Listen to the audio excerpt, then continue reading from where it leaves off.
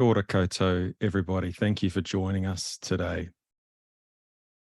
Ko Kingston te waka, ko te tai o rehua te moana, ko Ruapehu te maunga, ko Waikato te awa, ko Aotearoa te iwi, ko Pritchard me te Bethel o te henga a te hapu, ko Francis Bethel te tupuna, no Kirikiriroa ahau, no Grant toko ingoa, ki Spark me te ILANZ, ngā roia a roto, ahau e mahi ana. Kia ora, everybody. The Kingston is my ship, the Tasman Sea is my ocean. Ruapehu is my mountain, Waikato is my river, New Zealand is my tribe. The Pritchards and the Bethels of Te Henga are my family. Francis Bethel is my ancestor. I'm from Hamilton, I'm Grant, and I work for Spark, and also obviously for ILANZ as ILANZ president. We'll just start with a short opening karakia, and then we'll move on to our panelists, which is why we're really here today. He honore, he kororia ki te atua. He maungarongo ki te whenua. He whakaaro pai ki ngā tangata katoa. Ngā e te atua, he ngā kau hau. He roto ki tēnā o mātou, whakatongia tō wairua tapu. He āwhina, he tohu I a mātou. Amine. Amine. Welcome, everybody. It is just so great to have you here with us today as part of this important kōrero. The In-House Lawyers Association, Ngā Roia a Roto, Lawyers on the Inside, is a proud section of the New Zealand Law Society, and we are committed to connecting, supporting, and leading the in-house community across Aotearoa, New Zealand. Today is a chance for us to come together and to hear some of the findings from the latest Deloitte In-House Insights report. This is the second such report following the inaugural report in 2019. The In-House Insights report identifies trends, insights, and opportunities for in-house lawyers in New Zealand, and the full report will be available on the ILANZ website today. I'll be moderating what promises to be an interesting kōrero, and I'd love to introduce our panelists. Katie Bhreatnach, General Manager, Legal and Governance at AMP. Rhythm Veall-Dunn, Governance Executive and Legal Advisor at Waikato Tainui. And Jason Weir, Partner in Forensics at Deloitte, New Zealand. Thank you all for taking the time to join us today to share your insights and perspectives. We're very happy for all of our audience members to answer your questions towards the end of the webinar. Just ask them via the Q&A function in this webinar. Some of the key themes that are going to be touched on today are the increasing awareness and influence of Te Ao Māori, sustainable performance and well-being for teams, the evolving role of in-house lawyers, and how technology and innovation are changing how we work. Jason, you were closely involved in conducting the study and analysing the report. A huge thanks from me and the ILANZ team for your work to bring this together. Perhaps you could kick us off by just sharing some of the key insights and observations coming out of the latest report. Thanks, Jason. Yes, thanks, Grant, and welcome, everybody. So perhaps a quick background on the report itself before the insights. So we had 380 members respond. So it was about 11% of the overall membership. So really good coverage. When we got the data back, there were about 6 issues that really jumped out to us that we thought looked really interesting. And we had 10 interviews with in-house lawyers to explore those issues in greater detail. And we had the benefit of the ILANZ committee providing their sort of thoughts and input as well throughout the process. In terms of the sort of key issues that bubbled up, the first one was just the concern around the sheer volume of compliance and regulatory change. Many of the in-house lawyers we spoke to commented on that sheer volume of stuff that they were dealing with. Perhaps unsurprisingly, the sort of second issue that popped out was around workload and well-being. Many of the GCs we spoke to were really concerned about the impact this was having on their teams. Interestingly, though, some of the GCs we spoke to were, had felt they'd made really good progress on managing workload, and they were kind enough to share their sort of, if you like, their secret sauce and we've included that in the report that's going to be released later today. Technology popped up, and I think in a lot of ways is strongly connected to the last two topics. Many of the in-house council have identified technology as a way to better serve the organisation. Digitisation and automation of the provision of legal services came in at number 3 in terms of the approaches being taken by legal teams to improve the efficiency and effectiveness. And that's a big change. Back in 2019, the last report, it didn't feature in the top 5. It's now number 3. So there's a big change in terms of in-house counsel seeing technology as a way to do things, better, if you like. Fair to say that that's probably off a pretty low base. So there's, I think there's a lot of upside to be had there. The next area was external legal. Overall, our general counsels reported that they had very high levels of satisfaction with external counsel across a range of measures. The one area that perhaps there was lower levels of satisfaction was around value for money. I suppose in some ways that might be reasonably predictable. What we found interesting, though, is that when we went and spoke with in-house counsel, the in-house counsel that we spoke to, many of them actually rated their in-house lawyers very highly on this issue of value for money. And again, we had some of those in-house counsel were kind enough to share their sort of secret sauce on how they actually managed to get really good value for money. And again, that's in the report that's coming out later today. On the issue of effectiveness, we asked in-house lawyers how they thought organisations would rate them. So this is, if you like, a self-rate, and it's pleasing to see that in-house lawyers thought that their own organisations would rate them very highly. And while that's sort of nice, the thing that we found interesting was that a very high minority, so almost 30% of GCs actually didn't seek feedback on the performance of their in-house legal teams. And that sort of struck us as there might be an opportunity there for perhaps in-house lawyers to actually more actively seek feedback and find ways they can perhaps better serve their organisations. And the final one, and I thought this was a really interesting one, was Te Ao Māori and related concepts is very much on the radar in a way that it wasn't when we ran the same survey in 2019. So there's been a really big move in that space, and that's a real focus for the discussion today. Fantastic. Thank you, Jason, for getting us kicked off. And I might just stay with you, and just maybe if you could tease out, that key theme from the latest report, the increasing awareness of Te Ao Māori, Te Reo, Tikanga, Te Tiriti o Aitangi amongst in-house lawyers. Big change from the report, obviously not really on the radar in 2019 and really noticeably present in this latest report. Yes, that's right. And when we went and spoke with the the various in-house counsel, Grant, the thing that really jumped out to us is everyone's at sort of different stages of that sort of journey, but it seemed to me there was a very, very strong keenness to really lift sort of what people were doing in that space, but probably also some real uncertainty about how best to go about doing it. So sort of really high levels of interest, but just not quite sure how to go about it. Awesome, thank you. And just perhaps if we could move to Katie. Katie, as a country, we're really just at the start of our journey when it comes to Te Ao Māori and the law. We've seen, some steps forward in that journey. The recent Alice Supreme Court decision recognising the application of tikanga in a wide way as a source of law in New Zealand.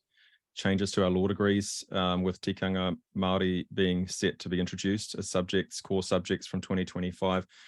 What are your thoughts on these recent changes? E mihi ana ki te kaikarakia, Grant, mo tō kahai whakawhita kia tātou.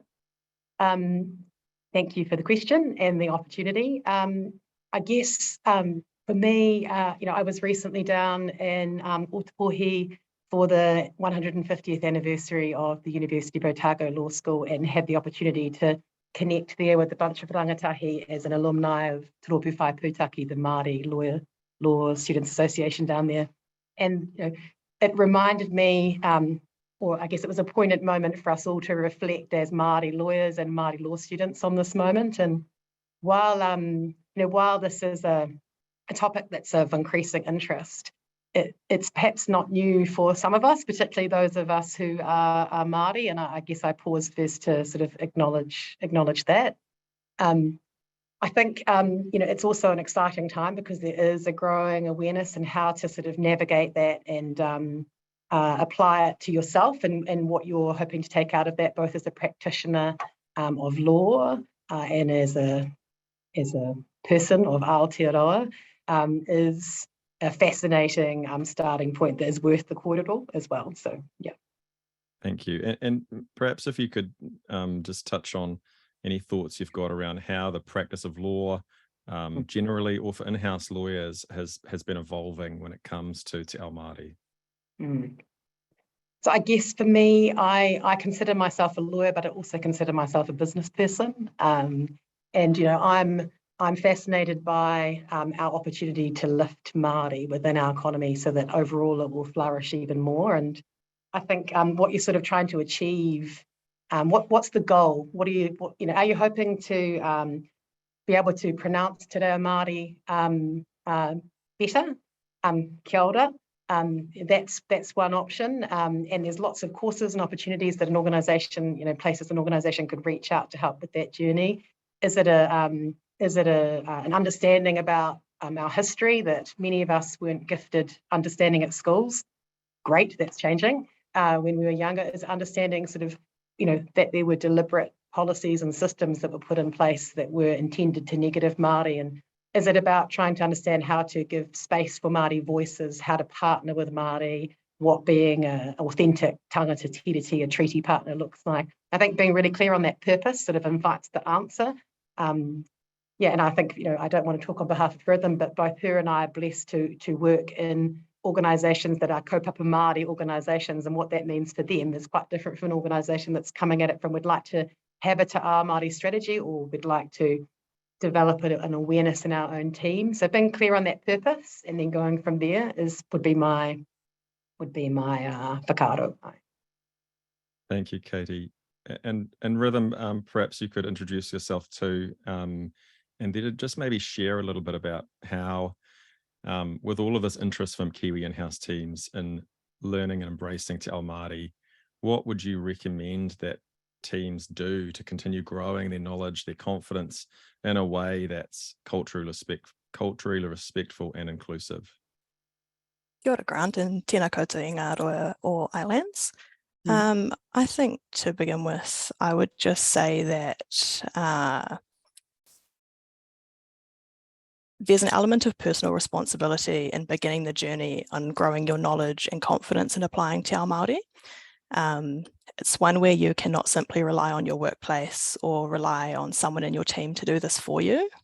In my view, embarking on this journey, whether it be through committing to learning Te Reo Māori, like Katie has alluded to, or becoming tikanga literate, which is coupled in with learning Te Reo, you're taking really big responsibility and putting yourself in a position where you're going to be able to be more culturally respectful in the application of your knowledge around Te Reo Māori and tikanga.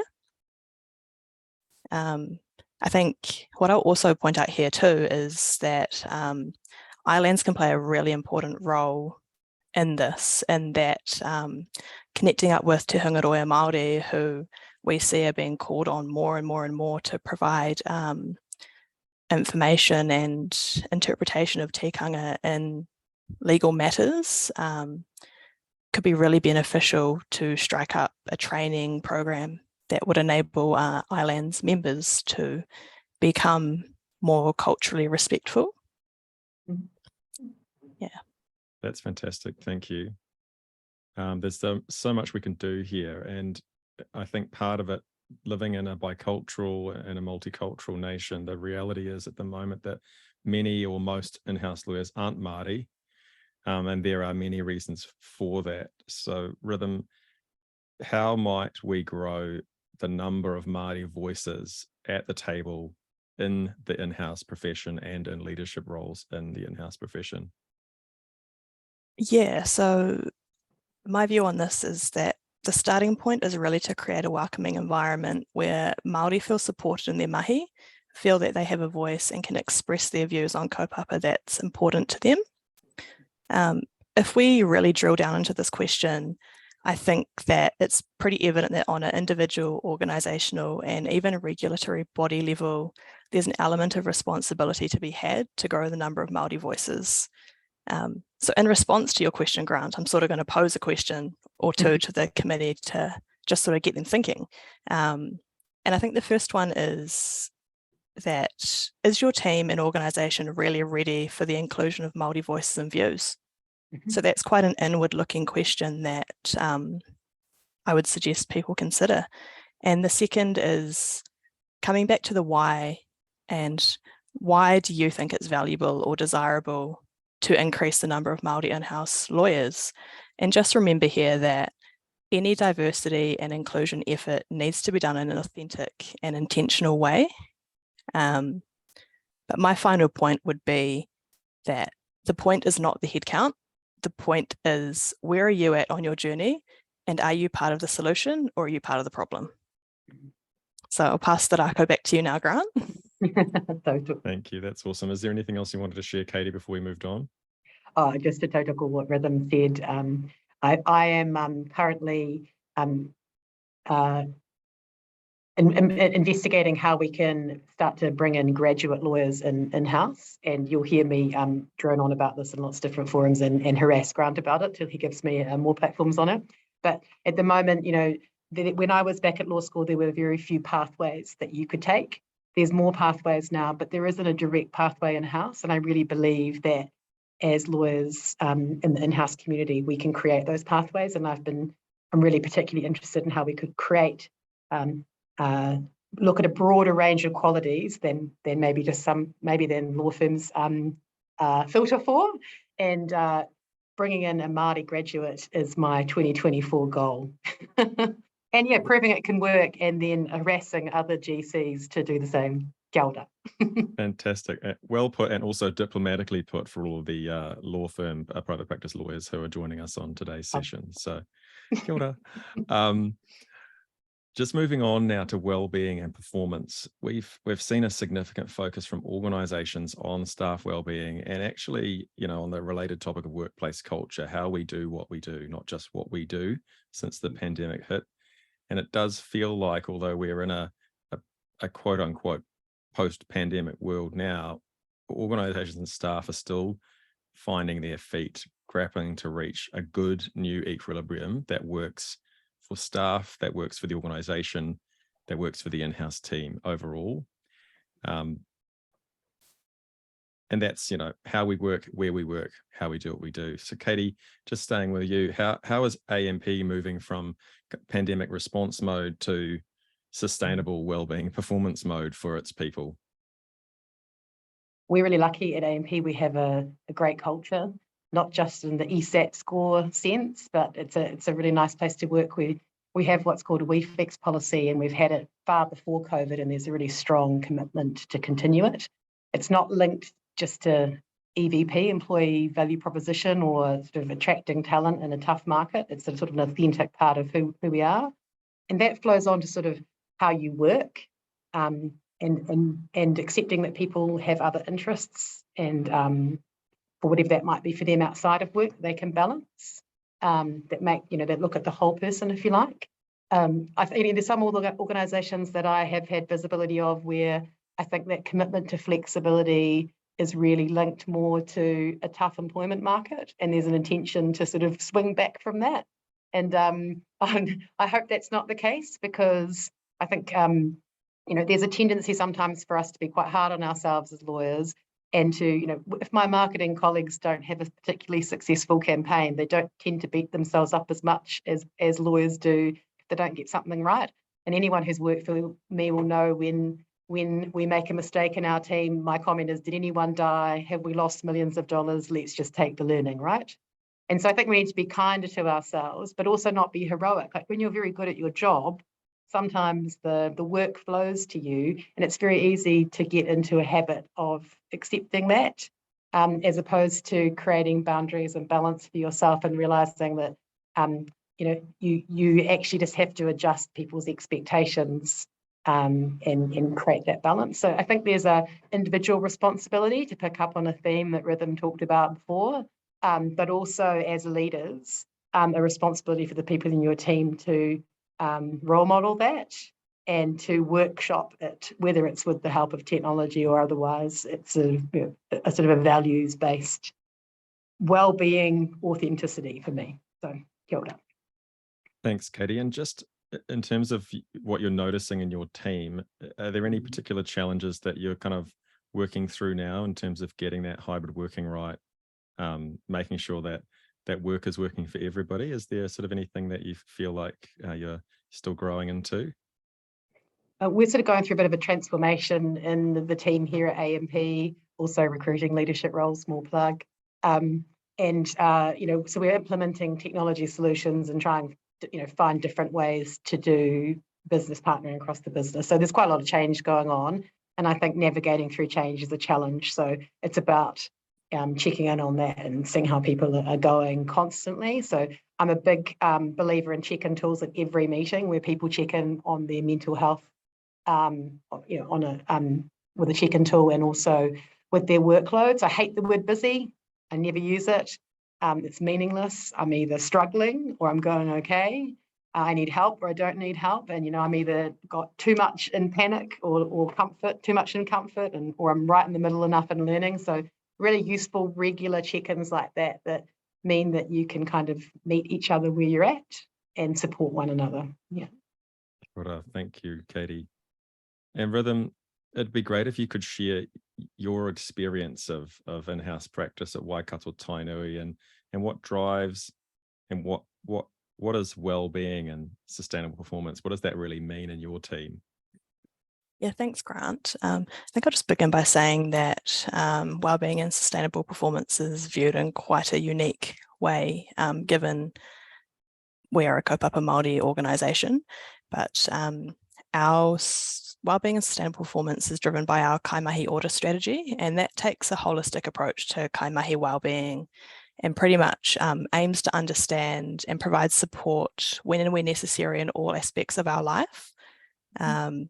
So the organisation's values, which are guided by the Kingitanga principles, form the framework on which the kaimahi order strategy is based.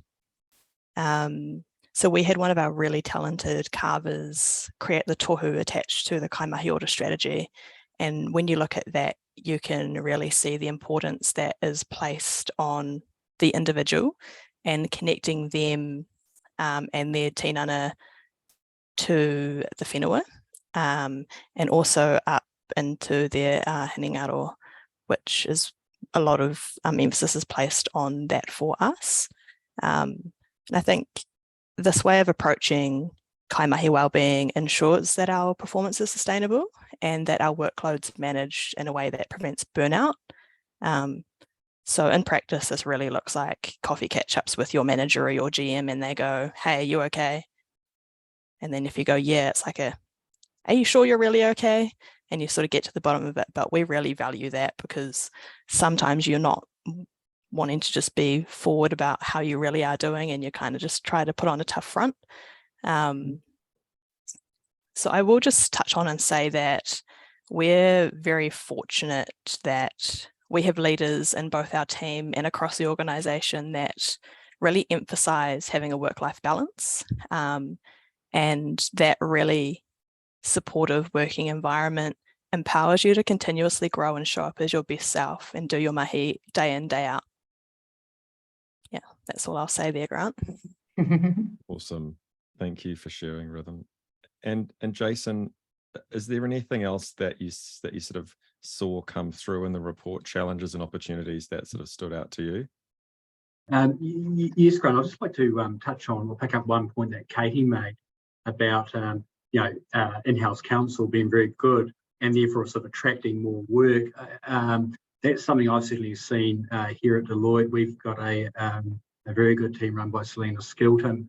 And I think it was about 10 years ago, we didn't actually have in-house counsel here locally in New Zealand. And I've sort of seen, they sort of come in and get trusted with all sorts of problems. and the demand just grows and grows and grows. And also when we spoke to people, coming back to your question, when we spoke to in-house counsel on this topic, that's something that a lot of people seem to associate with or connect with. Interestingly though, the in-house counsel we spoke to sort of fell into two categories, or two camps. One camp that was sort of overwhelmed and really struggling with the sort of the sheer demand and volume coming in on the teams, but others that actually had the demand, but actually felt like they'd done a pretty good job of managing the workload. And those that felt like they'd managed the workload had been very deliberate around doing that, and shared with us things like, they had actually sat down with the with the CEO and said, hey, we've got a team of X number of people. We can probably, we could probably do A and B and C, but we probably ain't going to be able to get to D, E, and F. And so we're quite hard about sort of cutting off or managing the workload at source. And I thought that was sort of quite interesting to see sort of two quite distinct camps out there. Awesome, thank you, Jason. That's really helpful. And just it's probably a good juncture to just pause and remind everybody of the quick Q&A function. And we've got questions rolling in. We would love to see more. So if you've got any kind of burning questions about any of the topics that we've shared so far around the well-being and sustainable performance around Te Ao Māori, please share them and we will do our best to answer them if we've got time towards the end. And just a little plug as well for the ILANZ conference that's coming up in July. We are really, really excited this year to be in Tauranga. We are really looking forward to connecting with you in person, to learning together, to sharing, to lifting each other up. And it's a great chance. So if you haven't looked at joining us this year, we'd love to see you there. We've got the Honourable Justice Christian Whata, Dame Susan Devoy, Cam Calcone, and a number of other major keynotes yet to be announced. So there's more details on the ILANZ website, and we look forward to seeing you this year. Just moving on to the evolution of in-house practice. Katie, you're currently an executive director and legal and governance at AMP. That's a very senior role for you. How has you and your team's roles as in-house lawyers evolved over time, and where are you now? I think when I started out, to declare when it was, in the early 2000s, there were very few in-house lawyers, and sort of, as I alluded to before, less pathways that you could consider as a rangatahi. And now we make up such a large portion of lawyers that you'll know the statistic. It's just under 30%, I think, isn't it, from the report? So there's many more of us, and I think there's a bigger role that we play within organisations. I think Jason picked up on it before, sort of come in. I think every team I've gone on to, the team is good, and then the team grows and takes on broader responsibilities and sometimes other portfolios as well, because you become a trusted advisor to boards and CEOs, etc. So, I think that evolution is around the fact that, you bring a broader range of skills than just your legal expertise, and that business partnering and problem solving mindset, and being close to the strategy of the organisation, your ability to influence it. It's so much more than just being a lawyer, which every in-house lawyer on the webinar will know. So yeah, I think that's where it sort of grows and evolves from, and I think I've seen that growth over time. And when I was working in private practice, the work I liked doing the most was that kind of work with clients, and so it's sort of a natural transition to get to do it all the time, and sort of be the client in that sense, or be part of the machine. I think the biggest evolution going on for me since I've got to this particular role, though, is really in the technology space. So we've brought in Board Pro, Board and Zakia. So looking at, I'm a big tech believer around how you work with it to make efficiencies, but also just help you do less of the administrative stuff and more of the substance stuff, and make choices around where you spend your time, I guess. Because being fantastic and brilliant and heroic is a thing of the past, I hope. And instead going, I've got a certain amount of time and energy, and I'm going to use technology to help me make choices and help other people be part of those choices around where I'll spend that time is my big driver. That's fantastic. Yeah, and I love that statistic. I mean, when I first joined, I think we were at sort of 23% of the profession, and there is just a constant bump up. There will be a thing, such a thing as peak in-house lawyers. We're not there yet. We're just shy of 29% of the profession, and based on the current trajectory, we will be a full third of the profession within the next 3 years. Mm-hmm. So it's a good time to be an in-house lawyer.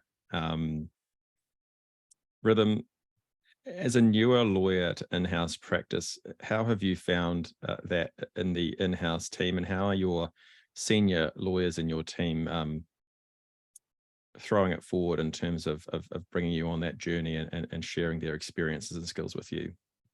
Yeah, so I've been practicing with Waikato Tainui for 18 months now, and since I came on, the team's grown from being a one-man band to a really cohesive team of 4 excellent lawyers, all with very different skill sets and areas of interest. So it's really useful for myself and my colleague to be able to leverage off the 2 senior members of our team and really tap into their knowledge base, because they've got a massive bank of knowledge across a wide range of areas. So it's really awesome for us to be mentored by them. But yeah, our role within the organisation has evolved quite a lot, especially as the team's grown. And we've just made a point of being really intentional about our visibility and trying to get our teams to involve us in their projects right at the beginning, not when you're facing a ambulance at the bottom of the cliff type of situation. And much like Katie alluded to, we are a governance and legal team. So our team carries out a dual function with our tribal parliament and our executive board, all our subcommittees, and that we are very trusted advisors into them, and they lean on us quite heavily for information and guidance. But again, we wouldn't be able to do that if we didn't have the mentoring and knowledge of our 2 seniors. God, thank you. Thanks for sharing. Jason, I know as part of this process, it was fairly rigorous. We not only did sort of a wide-ranging survey across the entire in-house profession, but you and your team personally interviewed in depth some of New Zealand's leading general counsel and senior lawyers across the profession. Did anything stand out as part of that interview process around how the role is evolving and where legal sits? Why are we here ultimately? Yeah, perhaps just one sort of stat, and then come back to your question, Grant. We have seen from the last survey to this survey an increase in the number of GCs that are reporting directly to the CE. So it's now at 46%. So that's increasing. I think that's probably indicative of being at the top table, if you like. In the interviews, the thing that really sort of jumped out to us is, and I think Rhythm sort of made the point around sort of being there, sort of when something goes wrong and being sort of part of the ambulance at the bottom of the cliff, if you like. Quite a few of the in-house counsel we spoke to said that that might be where they sort of started out, and by providing really good advice and support on those things that have gone wrong, they really sort of, if you like, earned the respect to then operate in in a more proactive, strategic manner. So, so there was a sort of a real sense that people or in-house counsel is moving from, reactive to more proactive and more strategic. So the lawyers that we spoke to really sort of felt like that was happening, albeit there might be still more to go, but it was happening. Thanks, Jason. Thank you for sharing that. And look, just another reminder, there's more questions rolling in. Please keep them coming. We would love to be able to answer as many as we can before we wrap today. Just moving on to technology and innovation, that stood out in the report again. Jason, maybe we'll stay with you. Look, we hear the very tired phrase, doing more with less. And so in my view, we can't keep doing more with less. And technology, as well as our own great boundary setting, might just hold the key to raising efficiency for in-house teams. Are you able to share any insights from the report? Yeah, I mean, probably the key one, Grant, is that technology is, things like automation and so on is very much on the radar for in-house counsel in a way that it wasn't back in 2019. So it's now seen as a very high, profile way of sort of helping to solve this challenge. One of the things that came out though from both the survey and the interviews is there hasn't really been that much investment in the legal space to date. It is changing, but it hasn't really been that much overall. I mean, there are some pockets of greatness, but not, that's still limited. One of the challenges I think is that, the in-house counsel we spoke to expressed some sort of uncertainty about sort of not quite sure how to go about getting the technology that they need to do the job better. And I suppose what we've sort of seen work really well is things like having real clarity around what is the need, what's the problem you're trying to solve, what are the solutions out there, what's the enterprise sort of technology roadmap? Because one thing that I suppose that I've found true over many years is if you're sort of investing in technology that's consistent across the enterprise, life is a lot easier. Whereas if you're looking for very bespoke sort of solutions, it might be a bit harder to get sort of support from the business and IT. So so I think there's a lot happening in that space. People are keen to get on the journey, and I think there's a lot of opportunity for technology to help solve the challenge. Fantastic, thank you, Jason. Rhythm, you've been with Waikato Tainui for 18 months now. How is technology used to deliver legal services for Waikato Tainui? Yeah, so at present, we deliver both our governance and legal services in a very manual and unique way. And this is because our focus has really always been on the quality of the work, engagement with our kaimahi and our governors, not the process. So we are on a technology transformation journey, and one of the most important and challenging things we need to consider in adopting new technology and how we incorporate it in a way that is tika and pono with tikanga designed in. So this is something that's really at the forefront of our minds as we consider how we can embrace technology in our day-to-day roles. That's really helpful, thank you. And Katie, how are things at AMP? What are the pain points that your team have solved through innovation? Technology is not the be all and end all, right? There's a lot of great innovation that can be done that doesn't require bits and bytes and cloud subscriptions. But what are the pain points that your team has been able to solve through innovation or technology solutions? And sort of where are you now in terms of where you see the gaps and the opportunities? It's a bit trite, but I sort of see technology as the same as leadership. It's best to see it as a journey rather than you sort of implement things and then it's everything's cake pie. It's so constantly sort of going, what is the using the technology for whatever you would be doing, whether you had the technology or not. Bit of a clunky way of saying it, but if you're trying to, improve business partnering with your marketing function and you want to find better ways to work with each other in terms of how you engage with them around the approval of collateral, you can use technology to streamline that, but really the success or otherwise of that lies in the ways of working and the understanding of what each need. So for me, it's actually, going out to the business, understanding what works well for them, what doesn't. And one of the reasons I like technology is, I've said this many times before, is automated reporting, and also not thinking about that reporting just for yourself, like, so how many hours did Grant spend versus Rhythm versus Katie?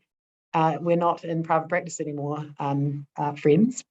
It's more around also how can you produce reports that help your peers, help the other business units in the business understand more about the value you give them or the work you do with them.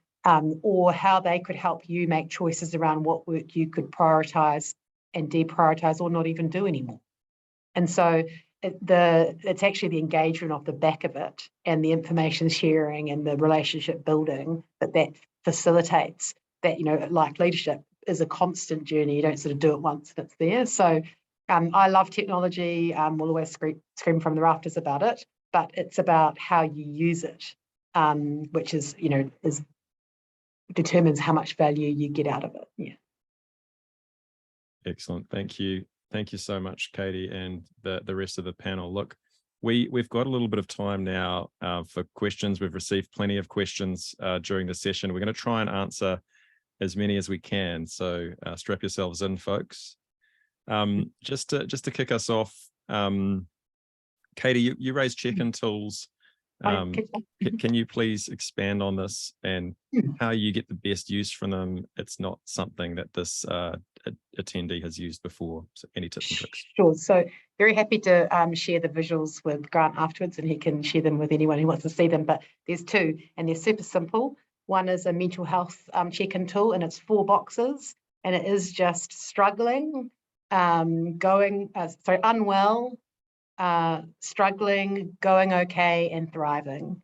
And it means that when I have a meeting on Monday with my team, I can say, hey guys, I'm thriving today. Actually, I'm struggling a bit, and people can understand that's where I'm at. And I can use that if I choose to, or if I don't. It's a really simple way of communicating that, I might have some stuff going on for me outside of work that means that you don't have to keep asking me if I'm okay, or just I'm not top of my game at the moment. And that's also okay. It also normalizes not being okay sometimes. And the more you demonstrate it through leadership, then the more people feel able to do the same. And the other tool is 3 concentric circles, and it's much more around workload. So in the middle is comfortable, and then it's learning, and then it's panic or stress, depending on how you want to articulate that. And, ideally you want to have most of your time in learning. So if I say I'm 100% in comfort, I guess I'm signaling to the team that maybe I can help out, or maybe I need a bit more stretch. And equally, if someone's too much in panic, then everyone can wrap a bit of aroha around that person and maybe pick up a bit or check in with them about what support they might need. So super simple ways without having to give any detail to send out some super clear signals and invite other people in the team to do them. And if you do it in my experience, if you do it every team, it becomes a really normal part of your heartbeat. But yeah, very happy to share them with you if my descriptions didn't give you the visual.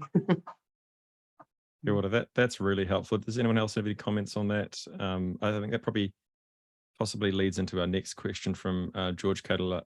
They might have trimmed your name off. Sorry, George. What are the effective instances you've seen of employer initiatives that increase well-being? Katie, there's one right there. That's a really great heartbeat tool. But anything else that any of our panelists have seen around well-being supports? I think on this, I would just say that within our organisation particularly, we and our team actually, we're very open with each other, and not all people are open, but what we find is that when you're open with someone and you can turn up to mahi on a Monday and go, I had a really crap weekend because XYZ, team members then rally around and they go, oh, can I pick up any of your mahi rhythm? I see you've got this in your calendar, should we shift it? So it's just, openness I would really encourage, and it is something that you sort of need to grow into, because it can make people quite uncomfortable. Awesome. And look, I might just, dare I say it, share on well-being. I'm a real advocate for mental health and well-being overall, even though I'm a very far from perfect practitioner of those 2 desirable goals.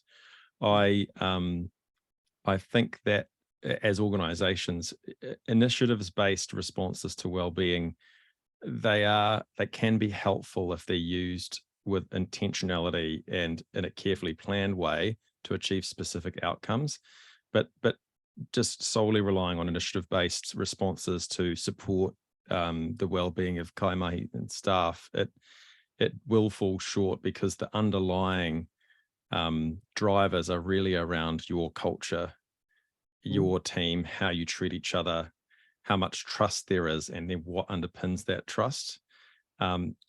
Giving your in-house team not free rein, but flexibility to be able to implement well-being initiatives and changes in how they work that support them better is very empowering and potentially impactful if they're not just having stuff pushed at them centrally, although some of that central stuff is really good and useful. But I think the culture piece, the workplace culture piece, is really where it's at. How much do your people feel like they belong, they connect? Have they got a voice? Have they got recognition in the team? Are the team members being treated fairly? Is there safety around those check-in type processes? You know, how am I doing? How am I really doing? Not just how busy am I, that swear word of busyness in the workplace, and creating an environment where there's enough trust where people can say how they're really going. So you can get below the what that you might see in a workplace when someone's a grumpy prick just being rude and horrible, and actually get a bit of the context so you can be there for them rather than reacting to what you're seeing on the surface.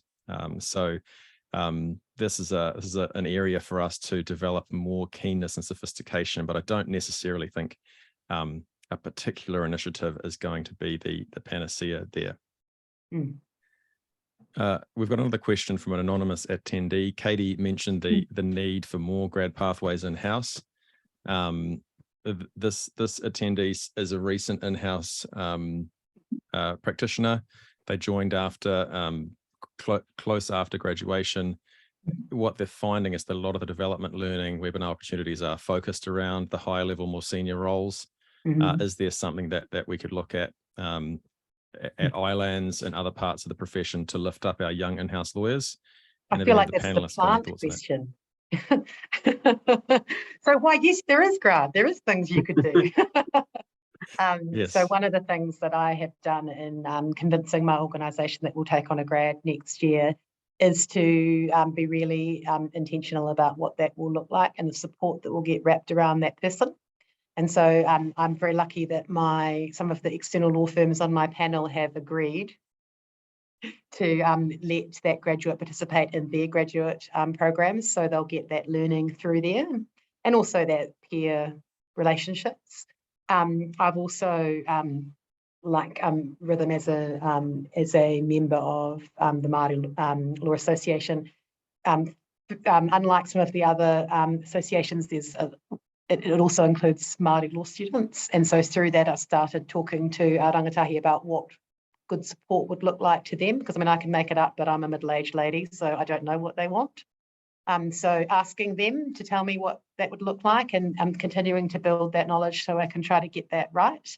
I've also, because I sit on the board of the College of Law, I've asked Marcus, the CEO, to make available some of the master's in-house courses that we could offer to perhaps in a second year. So trying to build something out, but in collaboration. But I do think that I hope that it's such a raving success that you'll all start doing it, and that as an in-house community that we could get to a place as we grow to that point where that Grant talked about, that we predict of being 1/3 of the profession here in Aotearoa, that we can create pathways for our law students into our teams and realise that it's not difficult or too hard or too time consuming, or all other things we tell ourselves. But what I experienced when I was down in Otapohi, Tautoku and Disinteruru, that I felt energised by the ideas and the energy of the law students down there, and to have that in our teams, I think would be a great benefit to us, and hopefully to them as well. That true concept of ako, that reciprocity. Awesome. Yeah. Thank you. And there's more that ILANZ can do. I think we definitely, there are opportunities for us to connect with the Law Society's national young lawyers or new lawyers subcommittees and teams, and find ways that we can wrap a bit of extra support around young in-house lawyers and new in-house lawyers, not just young in-house lawyers. And so it could even be, I know Karen O'Loughlin. Karen, I think you've done a separate kind of comment to host and panelists, just talking about how you've got some support from your external firms with some of your young in-house lawyers in your team. So I think that's a really good way to think about it. How might you leverage your external panel firms and those relationships to provide extra support over and above what you're providing internally? So thanks, Karen, for sharing that. Do we have any particular technology recommendations from the panel? I'm happy to say I've used multiple ones. So I'm happy to talk, always happy to talk to people at ILANZ if they want to ask questions about that. But okay, so they can feel free to reach out direct. Yeah, absolutely. This is probably for in-house practice. Yeah, always. But for me, I really go back to the comment I made before, which is that I think it's how you use them and what you do with them that's where you get the real magic. So. Awesome, thank you. Perhaps one other comment on that is we're also seeing in-house legal teams think about when they're engaging external lawyers, some of the technology that perhaps they might need to help solve problems more efficiently. So we're seeing quite a big change in that regard, and in-house counsel sort of looking through and understanding, you know, what technology could be used to solve a problem that external lawyers are working on, rather than just sort of letting them get on with it. Mm-hmm. Yeah. Very good. Awesome, thank you.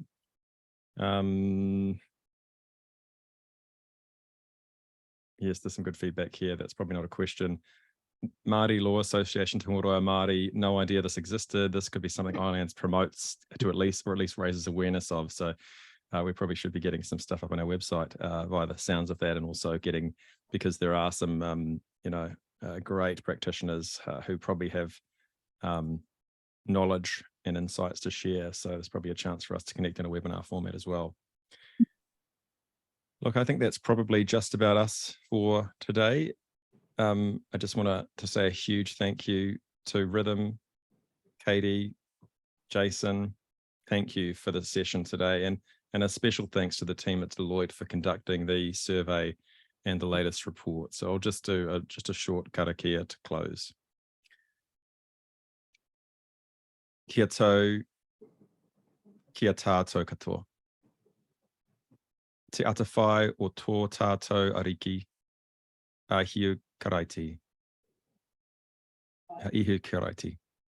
Me te aroha o te atua, me te whiwhinga tahitanga, ki te wairua tapu, ake, amene. Amene.